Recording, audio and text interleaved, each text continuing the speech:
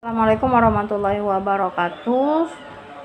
Selamat pagi anak-anak Umi. Senang sekali pada hari ini kita masih bisa bertemu dan melanjutkan pembelajaran tematik kita. Semoga kita semua selalu dilindungi oleh Allah Subhanahu wa taala.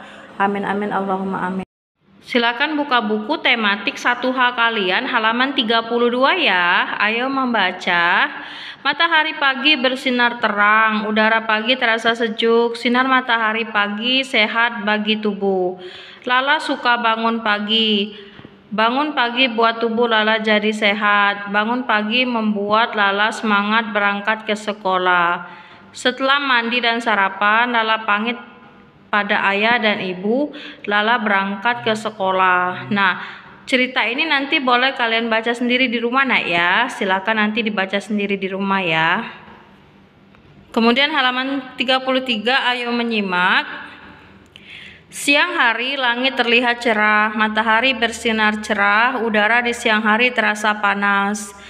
Malam hari langit menjadi gelap, pada malam hari ada bulan dan bintang, angin malam bertiup pelan, udara terasa sejuk.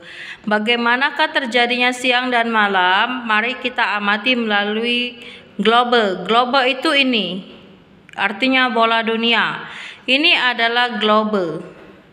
Globe adalah model bola bumi. Bumi berbentuk seperti bola.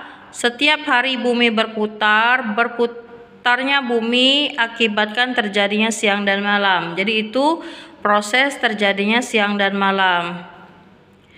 Kemudian sorotkan senter ke satu sisi globe, misalnya ke Indonesia. Sisi globe yang terang itu mengalami siang, sisi globe yang gelap itu menandakan malam. Kemudian putarlah globe setengah putaran, manakah wilayah yang mengalami siang hari, manakah yang mengalami malam hari.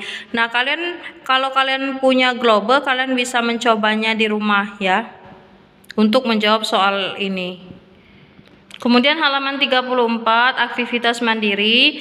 Malam hari suasana di desa sangat hening. Yang terdengar hanya suara jangkrik dan gemericik sungai.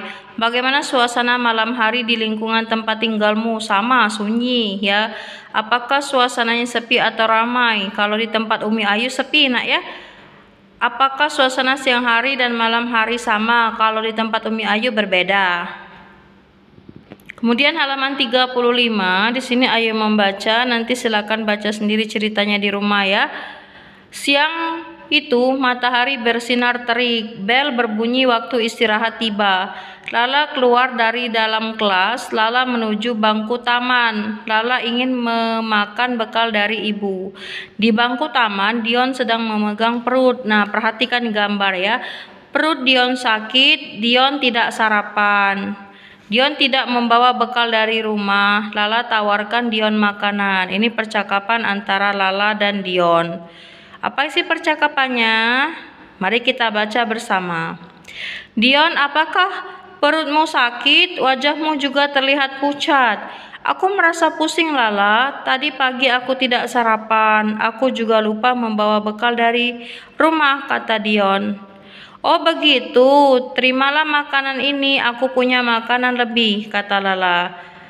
Terima kasih Lala, kamu sungguh baik hati, kata Dion. Jadi ketika ada teman kalian yang sedang mengalami kesulitan, alangkah baiknya ketika kalian bisa, kalian membantunya. Nah ya, karena itu juga sebagai ladang pahala bagi kalian. Kemudian kita sambung subtema 2, kemarau. Pada musim kemarau cuaca cerah. Nah, saat di langit tidak ada awan, matahari bersinar terang. Saat musim kemarau jarang hujan, cuaca terasa panas. Cuaca panas membuat kita haus. Tubuh banyak mengeluarkan keringat. Itu ketika terjadinya musim kemarau. Nah ya, cuaca panas, jarang hujan, dan tubuh kita sering mengeluarkan keringat karena panas tadi. Kemudian halaman 44, ayo menyimak. Keadaan cuaca untuk waktu yang cukup lama disebut musim. Indonesia memiliki 2 musim, yaitu musim kemarau dan musim hujan. Di antara musim kemarau dan hujan terdapat musim pancaroba atau musim peralihan.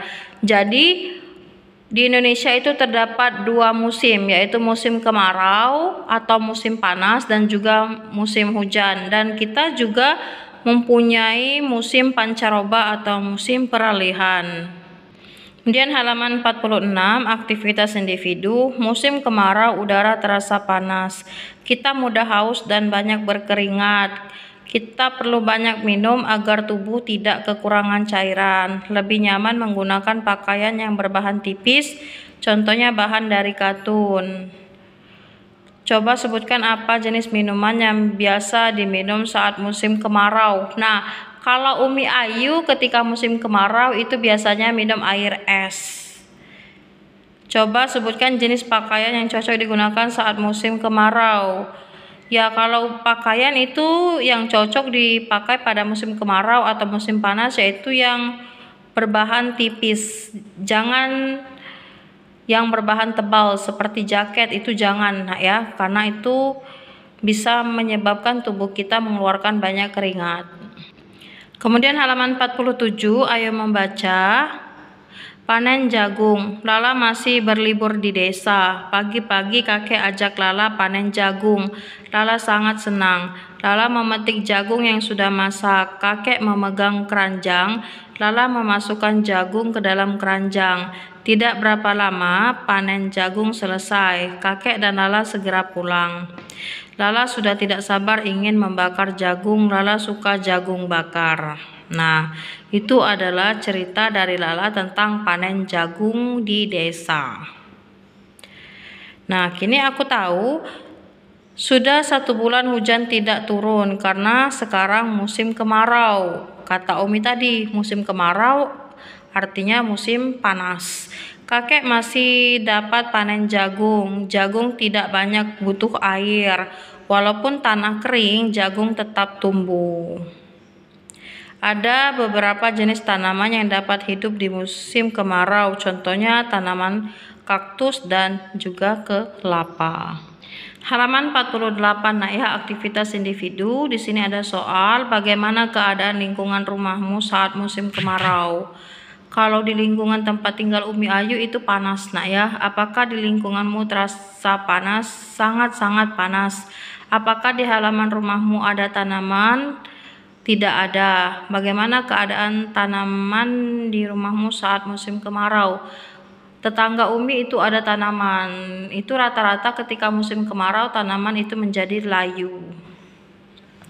Nah, di sini ada percakapan antara kakek dan juga Lala. Lala pandai memetik jagung. Kakek memuji Lala.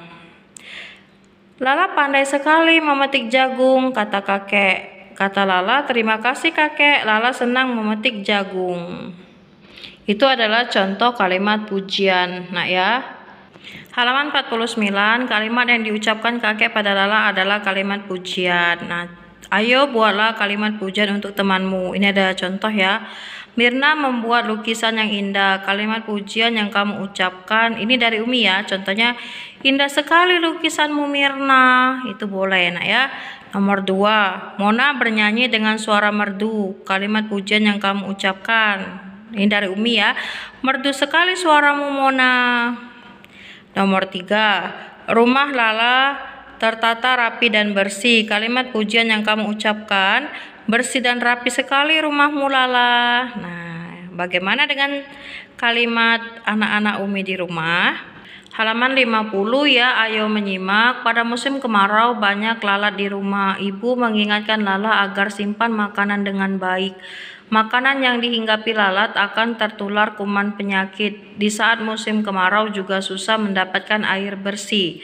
Ibu membuat aturan di rumah, aturan dipatuhi oleh Kak Pandu dan Lala. Nah, beri tanda centang untuk sikap yang baik di rumah, beri tanda silang untuk sikap yang tidak baik di rumah. Nomor 1. Gunakan air seperlunya, itu sikap yang baik nak ya. Sedangkan gunakan air bebas sebanyak-banyaknya, itu sikap yang tidak baik. Kemudian selesai makan malam bersihkan meja makan, itu sikap yang baik. Dan selesai makan malam biarkan meja makan kotor, itu sikap yang tidak baik. Kemudian saat bersin tutuplah mulut dengan sapu tangan, itu sikap yang baik, dan boleh bersin tanpa menutup mulut di depan teman, itu sikap yang tidak baik nak ya.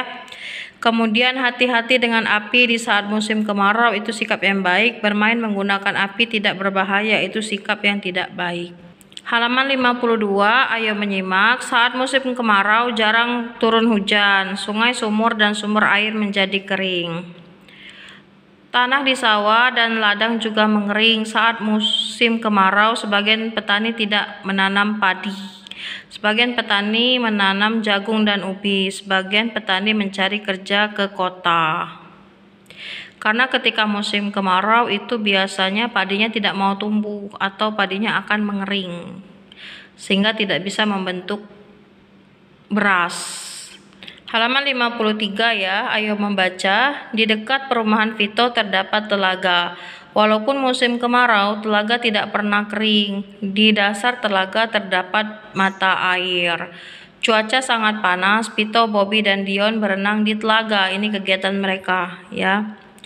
Berenang saat cuaca panas sangat menyenangkan. Air dari mata air terasa sejuk membasahi tubuh. Halaman 54, ayo amati. Vito, Bobby, dan Dion asyik berenang. Air telaga sejuk. Vito menyelam dan menahan napas cukup lama. Setelah menyelam, Vito muncul ke permukaan air. Nah, kita perhatikan percakapan Vito, Bobby, dan Dion ya. Wah, hebat Vito, napasmu kuat. Kamu menyelam lama sekali. Napasku kuat saat menyelam karena aku sering latihan menyelam, kata si Vito. Kalimat yang Bobby ucapkan pada Vito adalah kalimat pujian, di mana dia memuji Vito. Beri tanda centang untuk kalimat pujian dan beri tanda silang untuk kalimat bukan pujian. Aku tidak bisa berenang gaya dada, itu merupakan bukan kalimat pujian. Nah ya, jadi disilang. Lala hebat, Lala berenang sangat cepat, itu kalimat pujian. Dicentang. Adi sangat haus, Adi mau membeli jus mangga, itu bukan kalimat pujian, jadi disilang. Nina, kamu membaca puisi sangat bagus, itu kalimat pujian. Dan Santi tidak memakai baju seragam, itu bukan kalimat pujian, jadi disilang. Kemudian halaman 55, ayo berlatih, buatlah kalimat pujian berdasarkan gambar berikut. Nomor 1, Kak Pandu rajin belajar. Ayah puji Kak Pandu. Buat kalimat pujian untuk Kak Pandu. Kata ayah, wah Kak Pandu rajin belajar, pasti nilainya besar. Nah, itu dari Umi ya. Kak Pandu jawab, iya ayah, terima kasih. Nomor 2, Vito pandai baca puisi. Dion puji Vito. Buatlah kalimat pujian untuk Vito. Ini dari Umi ya. Contohnya, wah Vito hebat pandai baca puisi. Kata Dion, kata Vito, terima kasih Dion. Nah, itu contoh dari kalimat pujian. Nah ya. Sampai di sini dulu perjumpaan kita pada hari ini. Jangan lupa dipelajari lagi apa yang Umi sampaikan. Umi akhiri dengan wassalamualaikum warahmatullahi wabarakatuh.